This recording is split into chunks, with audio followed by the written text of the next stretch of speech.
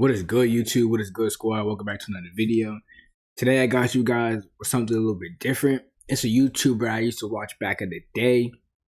He tell like scary stories, bro. It's the way his voice is, bro. I used to be slumped to these stories, bro. Like no joke. But we're gonna get right into it. 3 very scary, true horror stories. Let's go, man. Make sure y'all hitting that subscribe button down below. Y'all already here, might as well hit that button. Story 1. This happened when I was 18. I'm 22 now.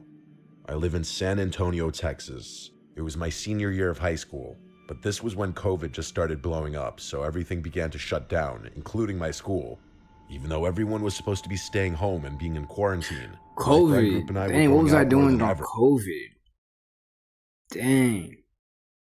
Bro, what was y'all doing during COVID, man? I think I was still in school during COVID, bro. There wasn't much to do since all the non-essential businesses were closed. But one thing about me, I love urban exploring, or exploring haunted places. To this day, I still do. I'm not one to scare I never easily. have. I've had a couple experiences with the homeless, cults, even had a gun pointed at me. But nothing compared to how odd and creepy this one instance I came across while exploring was. Moving forward, around this time, I started talking to a girl who I had a class with in high school. Her name was Clarissa. If it weren't for her matching my alibi of what happened this night, I'm sure none of my friends would have believed me. We were still kind of freshly dating, but I somehow convinced her to explore a wooded natural park at 3 a.m. here in San Antonio. It's like, it's not about like the abandoned building. It's the floor, nigga. You can go right through that floor. You have no idea how old that floor is, bro. One wrong step and you going through. If you're on the 3rd floor, nigga, you can go through 3 floors just like that. If the place is that old, that's why I don't fuck with them. The park is called OP Schnabel. It's relatively nice, safe, and very scenic during the day, but at night it can be a dangerous place, and police usually roam the entrances to the area at night, keeping people away. In 2016, a 24-year-old woman named Lauren Bump was brutally murdered and stabbed over 20 times. And in 2021, a boy exploring the woods was shot. Clarissa and I get to the park around 3 a.m. The hell's happening over here? It's super creepy and pitch black. In this place. The trees do a really good job at covering the moonlight. I don't like to have my flashlight on because then my eyes can't adjust to the darkness, and you can really only see what's lit up from the light. Plus, I wouldn't want someone to see my light from a far distance, so I like to keep them off while exploring. You're tripping, nigga. We're probably about 15 to 20 minutes. No cap. I'm having me at least 3 people with me. At least 3 people with me. And we gotta at least have 6 flashlights just in case those 3 die. You hear me? There's no way. And walking the main trail. I didn't plan to be in there for too long because it was kind of creepy and oddly quiet that night. I knew a trail that goes off the road that leads back to where my truck was parked. I told her we could take that trail, essentially making a full circle, instead of walking all the way back around. She agreed, and so we began walking through that off-road trail. We were probably only about 2 minutes into the off-road trail, when suddenly, out of nowhere, a flute began playing. Get the fuck out of there right now, bro. Like, no joke. Clarissa no joke, bro. Get out of there right now. Looked at each other, just listening.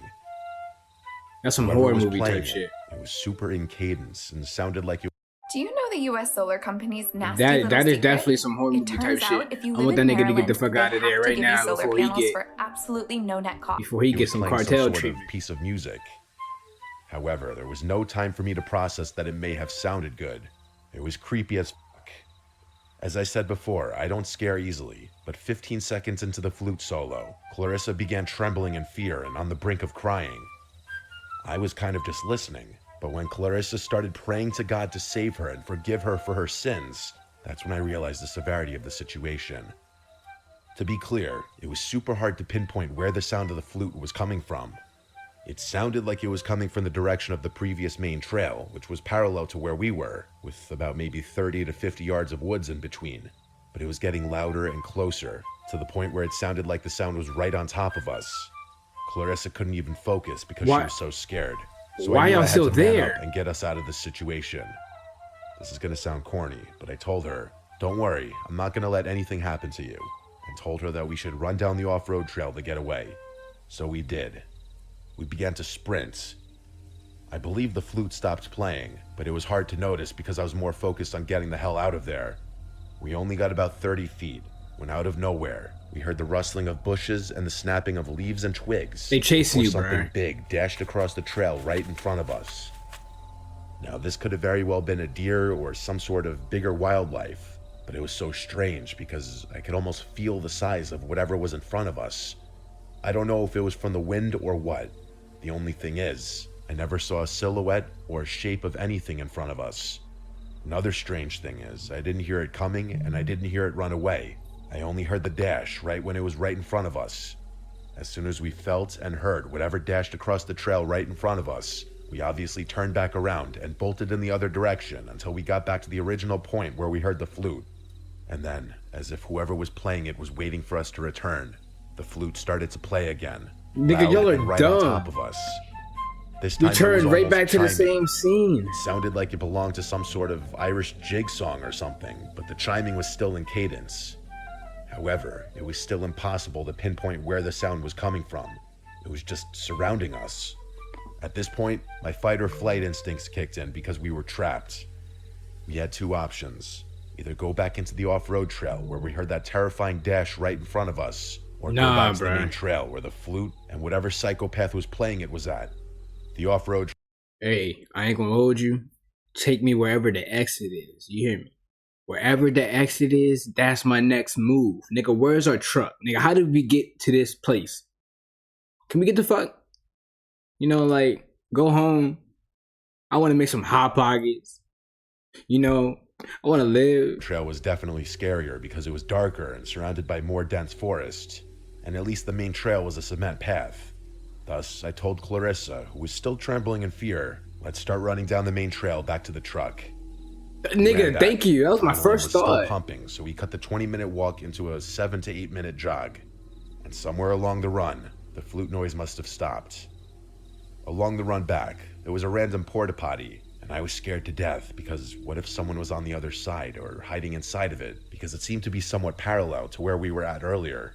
Thankfully, I didn't see anyone or signs of anyone ever having been there.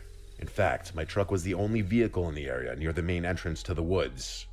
We made it to the truck, and I sped far away from there. The next day, I told all my friends about it, and I looked all over the internet to see if anyone's ever come across anything like this. People claim to run into ghosts, cults, animals making terrifying noises, but a soft and rhythmic flute solo, I couldn't find anything on that. Or maybe I just didn't look hard enough. I tried to didn't look figure out hard all enough, the right? possibilities. You ain't There are look hard some enough. houses that eventually led into a neighborhood on the far edge of the woods, but those houses are at least a couple miles away. And we were fairly deep into the woods, so there's no way the sound could have traveled that far because I'm telling you, the flute was clear as day and it was 3 a.m. Obviously, I never found out who was playing that flute. 3 a.m., bro. Somebody's fucking with you, bro.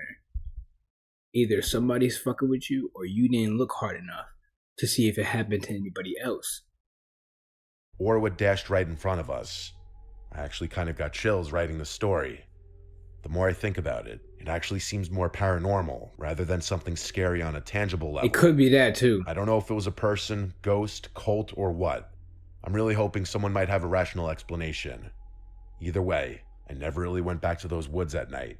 I still explored plenty of creepy places, but never really came across anything like that ever again. Story 2.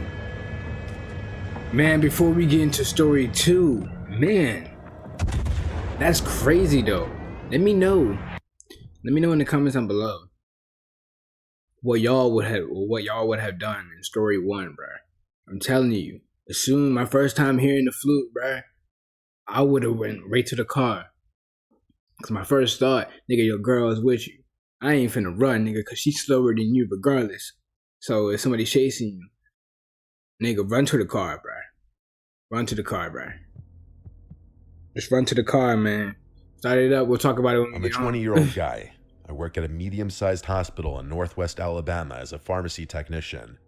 I work an early night shift, 6 p.m. to 4 a.m. I'm also in charge of stocking the surgery rooms. I work for 7 days in a row, and then I have 7 days off. Working the 7 sucks, but the 7 off feels amazing. I work Thursday through Wednesday, and on my 6th night working, a Tuesday, I left a little early to go stay with my wife at her aunt's house, about 30 minutes away from our house. She was babysitting her little cousins while her aunt and uncle were on a trip. The house didn't have any curtains, so she felt uneasy for the few nights she was there. I didn't go with her at first because it was during my work week, and she told me there was really no point if I was going to get there around 5 a.m. and then go to sleep once the sun started to rise. But on her last night babysitting, she felt extremely anxious, so I told her I was coming over. She is stubborn, but she thanked me and felt so much better once I arrived. Working the night shift for the last 2 years has really taken a toll on me mentally, and I think I've started to develop some slight insomnia. I literally could not go to sleep after getting to my wife's aunt's house. This isn't anything new, but I had never stayed up for more than about 28 hours before. Even if I wanted to, I couldn't sleep because we had a really big day ahead of us. 28 hours. I had to drop her little cousins off at school. How long have I stayed Our friend up? was having a gender reveal party. Only we had to go 24. shopping because we had no groceries at home since she had been away for the last 3 days, and I had to be at work at 6 p.m. I ended up falling asleep in the car for a little less than 10 minutes. I was really feeling that wave of sleepiness come over me, but I ended up getting a huge Red Bull and another energy drink once I got to work. Never had a Red I Bull. had my wife drive me to work and pick me up since my brakes needed to be changed and I wasn't driving my car, and also because neither of us trusted myself to drive her car on over 24 hours of no sleep. It was Wednesday night now, and I had been awake since about 2 p.m. on Tuesday afternoon. My shift started out fine. If I could stay busy, that tired feeling wouldn't really get to me. I put in my earbuds and was listening to music as I was stocking the surgery you're rooms with their tired, med. bruh, so you could also be hallucinating depending on where the story is going. You already tired, what do you say, 28 hours?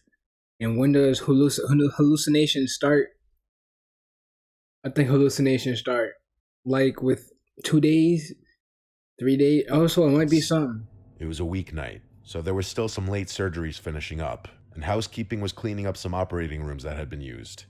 It's not uncommon for surgery personnel to come into the room I was in and grab something that the room they were using may be out of, so I usually turn around and at least smile, and they smile back. I was in my own little world, stocking the Omnicell machine with meds and listening to music, when I heard the door behind me open. There was that distinct high-pitched squeal when a door needs its hinges to be oiled. It made the loud crash that heavy wooden doors make when they shut, so I turned around to see who it was like always, except there was no one there.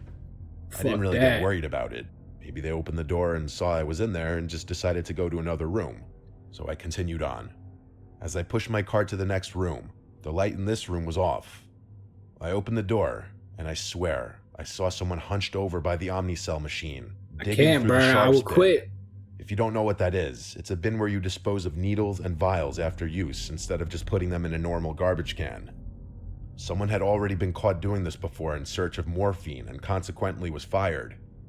I turned on the light and was going to ask what they were doing, but when I turned the light on, there was no one there.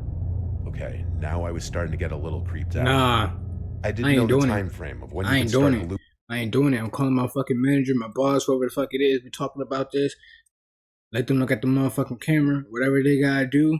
Either you gonna give me a raise or I'm leaving, bro. And straight like that. Cause I don't get paid enough to be in this joint watching Ghost hunched over the motherfucking machines and shit. Hell nah, bro. After not sleeping for over 24 hours. So I just told myself I was probably seeing things and needed to just calm down. I finished up stocking surgery with no other occurrences and headed back to the pharmacy. At 2 a.m. every night, we have to deliver patient-specific medications to the nurses' station. I'm going to use the 5th floor as an example of how the floors are laid out, but each floor number corresponds with which floor they were on. There are 3 elevators in the middle of the floor. If you go left when getting off the elevator, there's the 5100 and 5200 side, and if you go to the right, there's the 5400 to 5500 side. There are 2 wings on each side, so there are patient rooms numbered 5105 to 5115, and the other wing has rooms 5201 to 5215. Each floor is laid out the exact same way, so each wing has 15 rooms on each side. To shorten the floor names though, I'm going to refer to them as 51, 52, and 54, 55. Recently, the 5th floor, specifically the 54-55 side, had been undergoing some remodeling. So our overflow floor, the 54-55 side, had been undergoing some remodeling. So our overflow floor, the 3rd floor, was where they put the patients who were on the 54-55 side of the 5th floor while they remodeled. The 54-55 side was empty because there weren't that many people in the hospital that night. I made my way up the hospital, delivering meds to the nurses' station floor by floor, until I got to the 5th floor. I went to the 50. How do you make the best belt in the world better? I'm glad you asked. You make it out of real I've never seen his ad. The Groove Belt 152 side, deliver the meds. This will probably be the last story. I will not be doing all 3, but I'm gonna have another video come out. So y'all stay tuned for that, man. As I went over there, I just got creeped out. There were no nurses, no patients, just the long, empty hallways. The surgery rooms are already empty and desolate most nights, so I'm used to walking around down there no problem. But seeing empty patient rooms just creeped me out. I walked slowly down the 55 side. I heard a noise that sounded like one of the hospital beds rattling. No, bro, that place is haunted, bro. I quickly found out what the noise was. As I looked into the rooms, I saw an old man violently shaking as if he was having a seizure. Blood was running down his eyes, nose, and out of his mouth. He was making this gargling, groaning sound, almost like the sounds the zombies in The Walking Dead make. A monitor was frantically beeping like it does when a patient is coding. My heart dropped when I saw this, and I took a quick step behind the doorframe. I immediately stepped back into the room as I realized this man was in desperate need of medical attention. But when I looked back in there was no man. Bro, you are tripping, Brian. The monitor was off, and there were no signs that anyone had even been in that room for at least a whole day.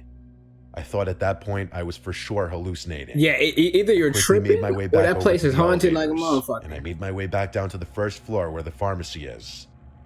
As the elevator doors opened, an old man in a security shirt and hospital badge got on the elevator. He patted my shoulder as he walked past me. It was that same man I had seen moments before, having a seizure and making those zombie-like noises. Yo, what? I'm quitting. He smiled at me as the doors closed. I'm quitting. I promise. Watched the numbers on the elevator go all the way up to the 5th floor. I didn't push the button for the elevator to come back down, but the same elevator came back down to the 1st floor and opened. There was no one on the elevator. I ran back to the pharmacy and sat in a chair for the rest of my shift until my wife came and picked me up. As I was waiting, I Googled when hallucinations start when you haven't slept. Thank you. It said between 30 and 48 hours. See? And I was on hour 38 of no sleep, so it made sense.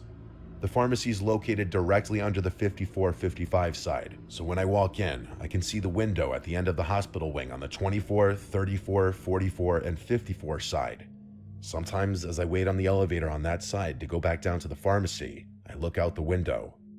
As I was walking out to my wife's car, I looked back up at the 5th floor window and saw the same old man looking at me through the window. There's no way, bro. As I got into my wife's car.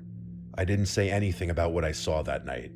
I'm not sure why I would have hallucinated that specific man, as I've never seen him before. And even if I have, he has no significance in my life whatsoever.